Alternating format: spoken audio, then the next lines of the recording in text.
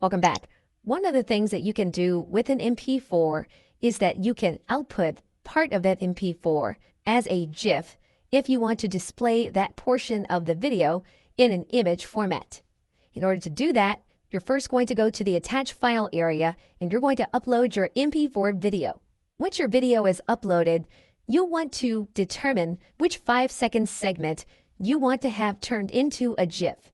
Now, there's no magic in the formatting. You want to make sure that you are expressing in seconds where you want the GIF to be created. What we're now going to do is we're going to click enter and we're going to allow ChatGPT to start the work of creating the GIF. You will then see an analyzing area if you want to watch the process and you know Python, you can expand to see what is happening. Otherwise, what you can do is you can close this area and you can wait for ChatGPT to actually do the work of creating the GIF on your behalf. And ChatGPT will then output the GIF. You can click on the GIF and you can download it to your hard drive. And your GIF is now ready. Okay, so with that, thanks, and I will see you in another video.